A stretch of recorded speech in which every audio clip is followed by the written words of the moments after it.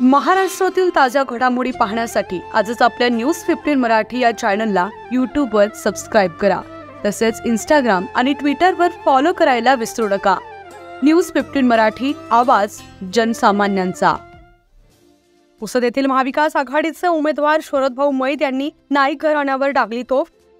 एकेकाळी पुसद नगर हे शिक्षणाचं माहेरघर समजलं जात होतं, परंतु आज रोजी या घराणेशाहीनं पुसद विधानसभेचा कुठल्याही प्रकारचा विकास केला नसून ते कारखाने, सूतगिरण्या, लालचे पाईप बंद पाडल्याचा आरोप महाविकास आघाडीचे युवा व उच्च विद्याविभूषित उमेदवार श्री शरदभाऊ मैद यांनी सभेमध्ये सांगितले. शरद मैद यांच्या प्रचारार्थ खासदार अमोल कोल्हे व नितेश कराळे उपस्थित होते. पुसद विभागातील माळ पठारावरील पाणी समस्या अजूनही जशीच्या तशी आहे. जनतेच्या मूलभूत गरजा पूर्ण करण्यासाठी मी कटिबद्ध आहोत. मागील 40 वर्षात नाईक घराण्यानं फक्त स्वतःचं फलं केलं असल्याचं त्यांनी सांगितलं. पुसद येथील MIDCला घरघर लागली असून उद्योगधंदे बंद पडलेत. एकेकाळी शिक्षणाची पंढरी म्हणून ओळखल्या जाणाऱ्या पुसदमध्ये शिक्षण संस्थेलाही घरघर लागली आहे, अशी त्यांनी कडाडून टीका केली. यावेळी शहरातून रॅली काढण्यात आली होती. जनतेनं शरद भाऊ आगे बढो, हम तुम्हारे साथ अशा घोषणा दिल्या. या सभेला महाविकास आघाडीचे संपूर्ण नेते, मोठ्या प्रमाणात कार्यकर्ते उपस्थित होते. प्रतिनिधी किरण मुक्कावार, पुसद, यवतमाळ. कोणती साधनं नाही. आपल्याला या परिसराचा विकास करून घ्यायचा असेल, आपल्या ग्रामीण भागातील मूलभूत गरजा आपल्याला पूर्ण करून घ्यायच्या असेल, तर आपल्याला यावेळेच्या विधानसभामध्ये परिवर्तन करणे आवश्यक आहे. विकासाचा दृष्टिकोन समोर घेऊन आम्ही ही निवडणूक लढवित आहोत आणि या निवडणुकीमध्ये आपला सर्वांचा मतदान रूपी आशीर्वाद मला मिळेल याची मला शाश्वती आहे. आणि आपल्या सर्वांचा मतदान रूपी आशीर्वादाने मी 23 तारखेला या विधानसभा क्षेत्राचा नवीन आमदार म्हणून राहील, याबद्दल माझ्या मनात कोणतीही शंका नाही. अमोलजींना पुढच्या कार्यक्रमाला जायचं, त्यांचा व्यस्त कार्यक्रम आहे, त्यामुळे आपण नंतर सविस्तर बोलू.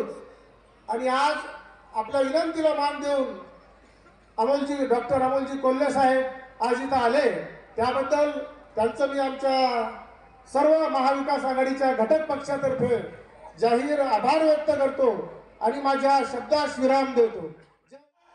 आता 2 महिन्याच्या अगोदर, इलेक्शनच्या 2 महिन्याच्या अगोदर छत्रपती शिवाजी महाराजांचा मालवण येथे 8 महिन्याच्या अगोदर उभा केलेला पुतळा कोसळला.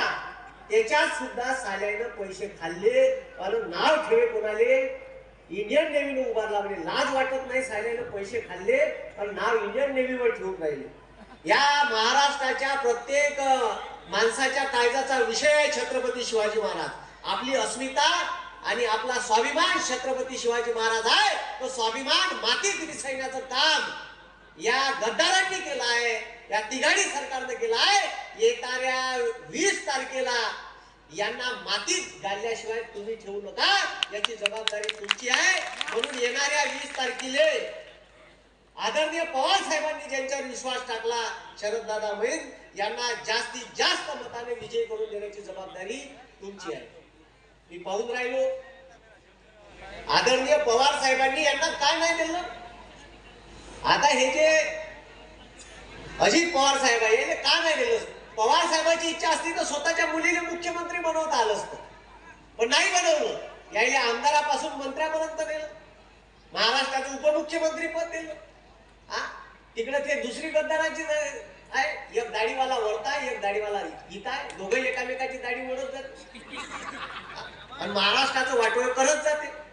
आता इथचा जो दाढीवाला आहे, याले आदरणीय बाळासाहेब ठाकरेंनी का नाही दिलं. ऑटो रिक्षा चालकापासून तर आमदार मंत्र्यापर्यंत नेलं.